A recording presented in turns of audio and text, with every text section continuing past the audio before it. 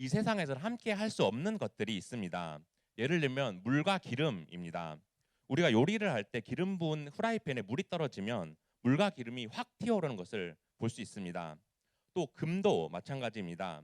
금에 불순물이 있으면 순도가 떨어져서 금의 품질이 낮아집니다. 그래서 불순물이 아예 없는 순금은 가장 높은 가치를 지니고 있습니다. 그런데 하나님도 어떤 것과 함께 할 수 없는 고유한 속성을 가지고 계십니다. 바로 죄와는 함께 할 수 없는 거룩한 속성입니다. 그리고 우리는 하나님의 백성이기에 하나님의 이 거룩하신 성품을 닮아가야 합니다. 그래서 우리가 비록 죄에 빠진 이 세상을 살아가고 있지만 죄와는 구별된 삶을 살아야 합니다. 또 하나님은 죄와 구별되실 뿐만 아니라 모든 피조물과도 구별되십니다. 모든 피조물이 감히 넘볼 수 없는 초월적인 위엄과 신성을 가지신 위대한 왕이십니다. 이렇게 창조주로서 모든 피조물과 피조 세계와 구별된 것이 바로 하나님의 거룩한 속성입니다. 그리고 이 하나님의 거룩한 성품에 대해 성경 여러 곳에서 말씀하고 있습니다. 우리 베드로전서 1장 1절 보겠습니다. 예수 그리스도의 사도 베드로는 본도, 갈라디아, 갑바도기아, 아시아와 비두니아에 흩어진 나그네. 베드로전서는 예수님의 수제자이며 사도였던 베드로가 쓴 편지입니다. 그리고 이 편지의 수신자들이 본도, 갈라디아, 갑바도기아, 아시아와 비두니아에 흩어진 나그네 이렇게 말하고 있습니다. 이곳들은 모두 소아시아에 위치한 지역이었습니다. 따라서 택하심을 받아 소아시아 각지로 흩어져 있는 교회의 성도들을 뜻합니다. 그리고 베드로가 편지를 어디에서 썼는지를 베드로전서 5장 13절에서 말해줍니다. 택하심을 함께 받은 바벨론에 있는 교회가 너에게 문안하고 내 아들 마가도 그리하느니라. 베드로가 바벨론에 있는 교회에서 너희에게 문안한다고 말합니다. 여기서 바벨론은 타락한 세상의 문화를 상징하는 은유적 표현인데 당시 매우 타락했던 로마 제국을 말합니다. 따라서 베드로는 지금 로마 교회에서 소아시아 지역 성도들에게 편지를 쓴 것입니다. 그래서 AD 64년경에 이 편지를 썼는데 당시 로마의 네로 황제가 로마 제국 영토 안에 있는 기독교인들을 매우 박해했던 시기입니다. 그런데 당시 소아시아 지역 역시도 로마 제국의 지배 아래 있었습니다. 따라서 핍박당하는 교회 성도들에게 그들이 나그네라고 말하면서 그들이 고난 가운데서도 믿음과 소망을 가지고 끝까지 믿음을 잘 지킬 것을 권면했습니다. 그리고 그들이 믿음을 가지기 위해서 성령님이 함께 하셔야 한다고 말합니다. 우리 베드로전서 1장 2절 보겠습니다. 곧 하나님 아버지의 미리 아심을 따라 성령이 거룩하게 하심으로 순종함과 예수 그리스도의 피뿌림을 얻기 위하여 택하심을 받은 자들에게 편지하노니 은혜와 평강이 너희에게 더욱 많을지어다. 이스라엘 백성들이 유월절 어린 양의 피로 제사함을 받은 것처럼 예수님이 십자가에서 피를 뿌리셔서 그들이 제사함을 받았다고 말합니다. 그리고 이렇게 택하심을 받은 하나님의 자녀들에게는 성령님이 임하셔서 그들을 거룩하게 하신다고 말합니다. 그런데 우리 친구들 거룩함의 반대말이 무엇일까요? 네, 바로 세속입니다. 거룩함은 하나님을 보고 살아가는 것이지만 세속은 세상의 욕망을 따라가는 것입니다. 그리고 세상의 정욕과 유익을 따라 나의 우상을 만들어가는 우상을 숭배하는 삶입니다. 즉 내 마음대로 살아가는 것이 바로 우상 숭배입니다.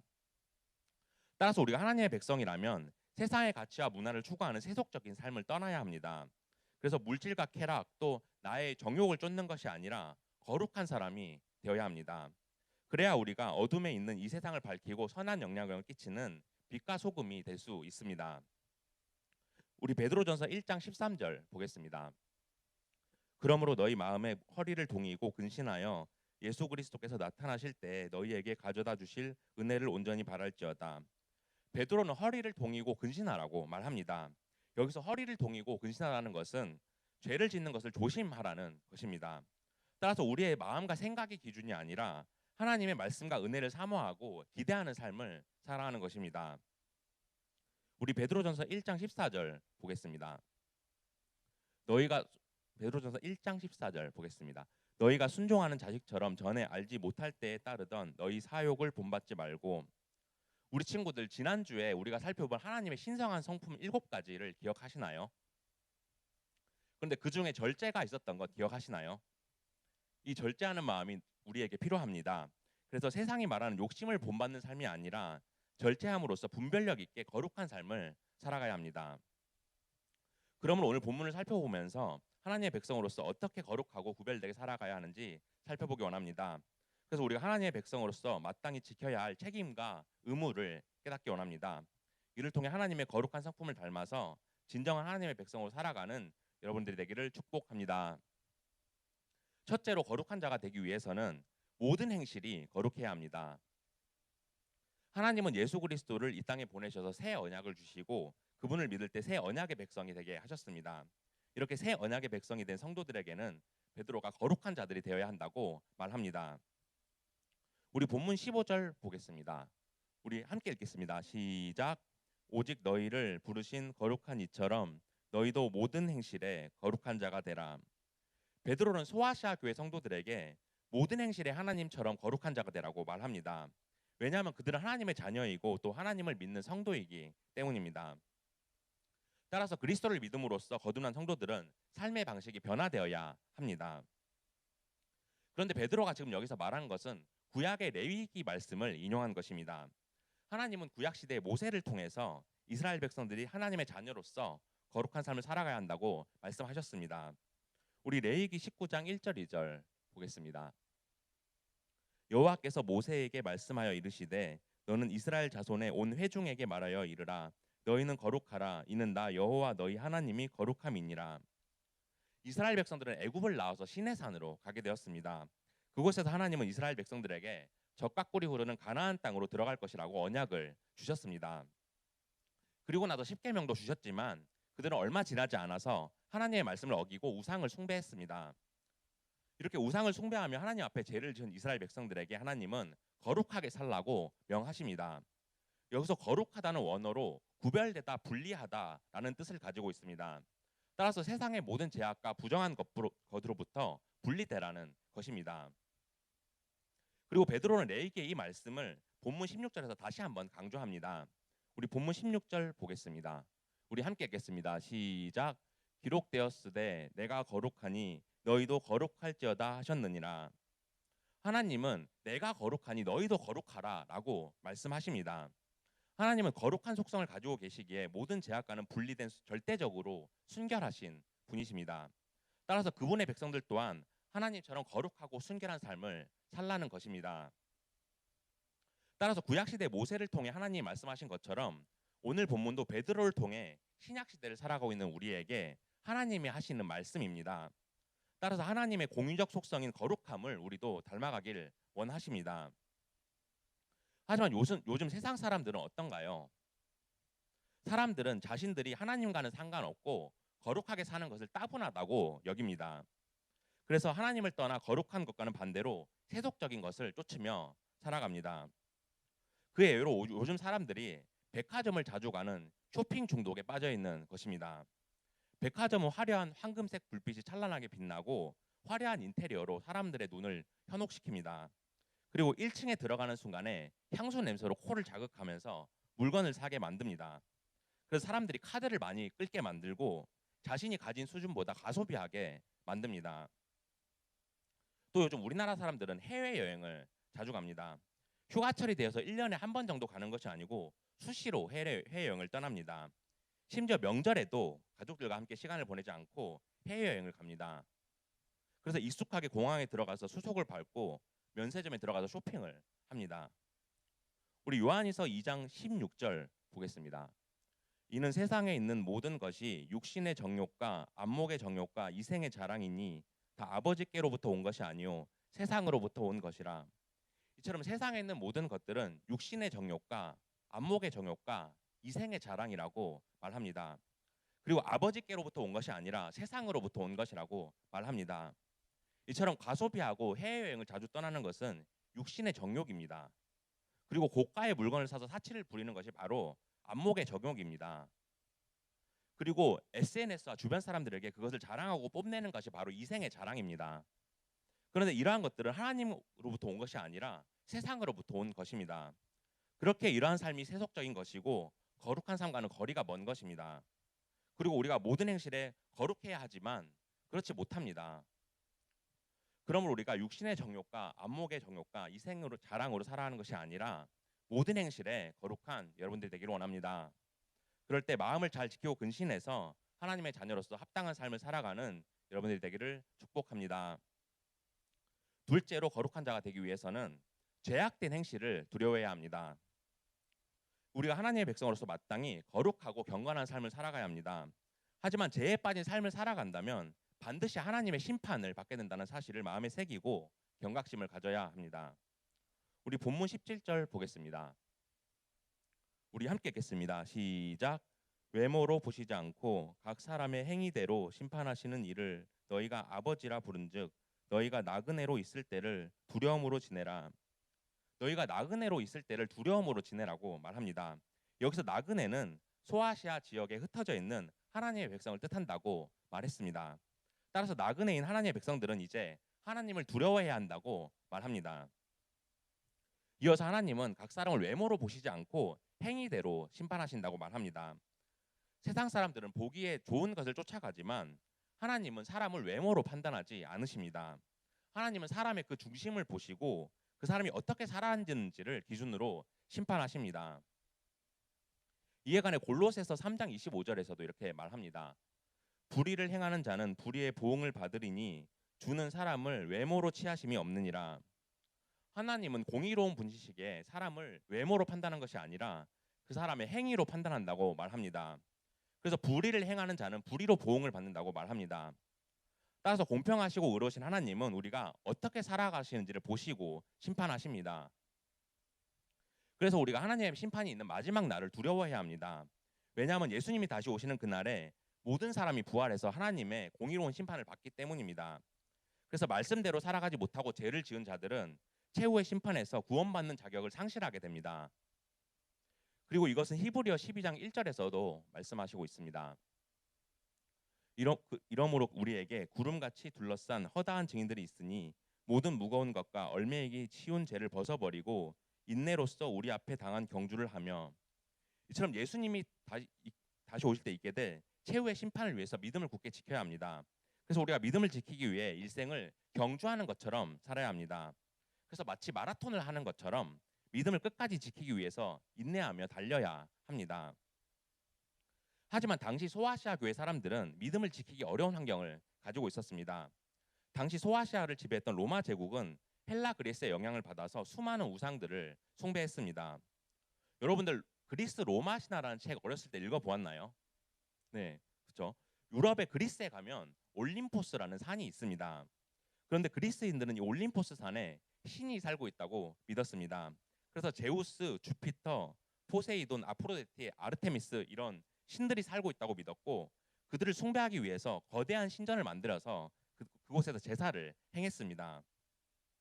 이렇게 사람들은 그리스 신의 우상을 만들어서 숭배했을 뿐만 아니라 로마의 황제도 숭배했습니다. 그래서 황제와 황제 일가족들이 신적 권위가 있다고 보았고 그리스 신들과 로마 황제를 동시에 숭배했습니다. 그리고 그러지 않는 것은 황제에게 반역하는 행위였습니다. 이처럼 로마 도시 문화 영향을 받아서 매우 타락한 삶을 살았기에 교회 성도들은 믿음을 지키기 어려운 환경에 있었습니다. 그런데 오늘날 우리에게도 수많은 미혹들이 있습니다. 특히 우리의 믿음 생활을 완전히 무너뜨리려는 이단들이 있습니다. 요즘 유튜브에 이단이 매우 성행하고 있습니다. 하지만 교회 성도들이 이단을 잘 분별하지 못해서 유튜브 알고리즘을 타다가 보게 됩니다. 기독교 유튜브 순위 상위 1위부터 20위까지 살펴보면 수많은 이단 채널이 있습니다. 상위 20위 중에 이단성 있는 교회나 채널이 9개나 올라와 있습니다. 그래서 기독교 채널이라도 구독자 수와 조회수가 높다고 클릭하면 이단일 수 있습니다. 현재 1위가 구독자 수 45만 명의 사랑 침례교회입니다. 그런데 우리 교단에게 이단으로 정제된 교회입니다.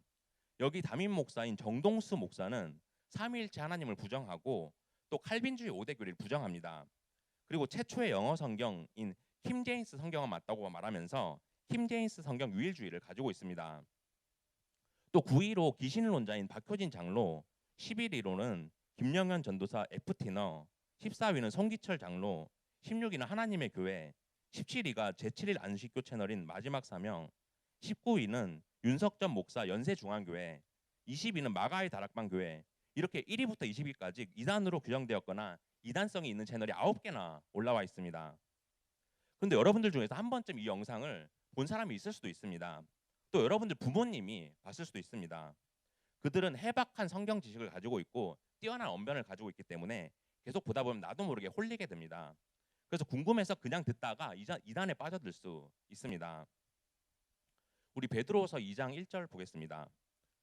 그러나 백성 가운데 또한 거짓 선지자들이 일어났었나니 이와 같이 너희 중에도 거짓 선생들이 있으리라. 그들은 멸망하게 할 이단을 가만히 끌어들여 자기들을 사신 주를 부인하고 임박할 멸망을 스스로 취하는 자들이라. 성경은 성령의 감동으로 쓰여진 하나님의 말씀입니다.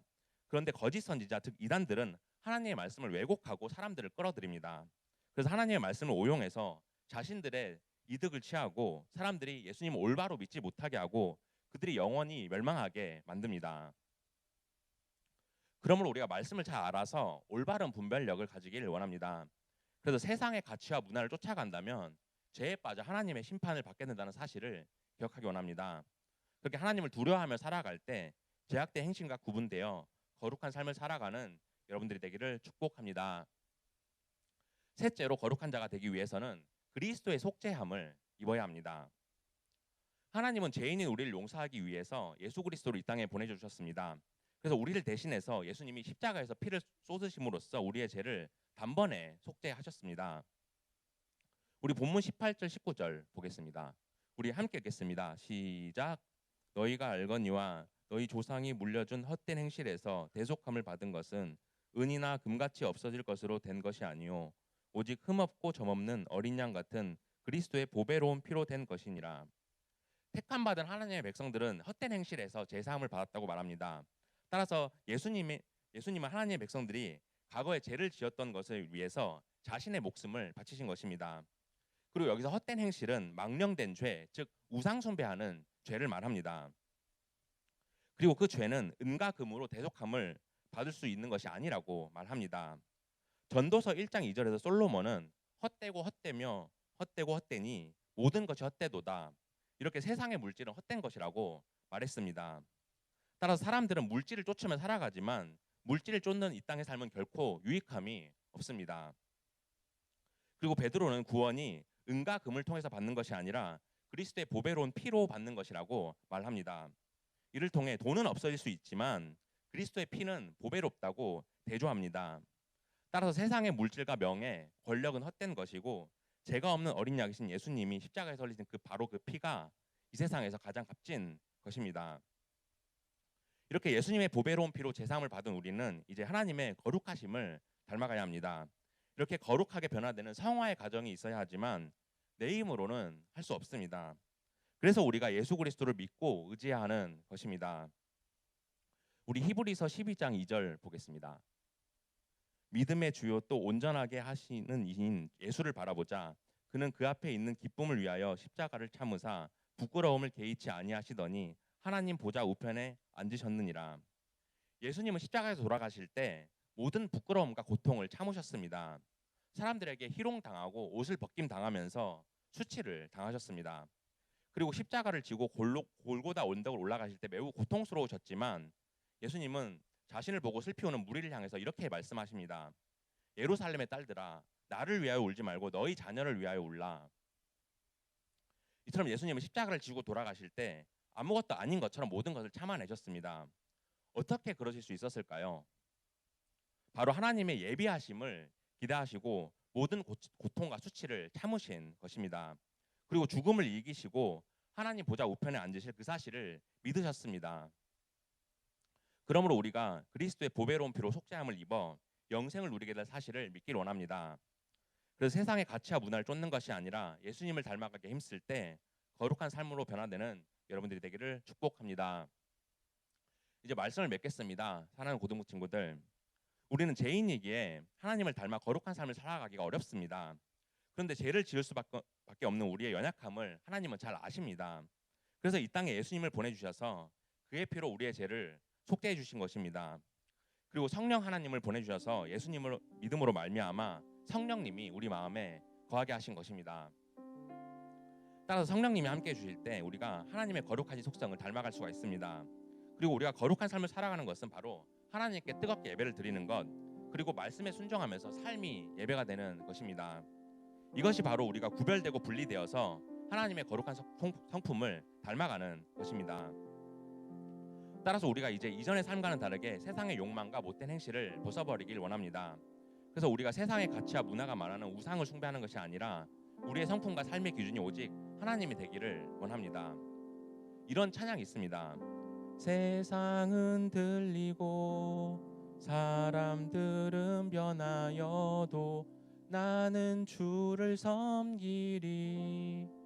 이 찬양 가사처럼 세상은 흔들리고 사람들은 변하여도 오직 믿음으로 살아가는 여러분들이 되길 원합니다. 우리는 핍박받을 수밖에 없는 이 땅의 나그네이기에 어떠한 시험과 어려움이 있더라도 하나님만 붙들고 살아가길 원합니다. 그럴 때 우리를 구원하신 하나님의 은혜를 믿고 하나님의 거룩한 성품을 닮아가는 여러분들이 되기를 주님의 이름으로 축복합니다.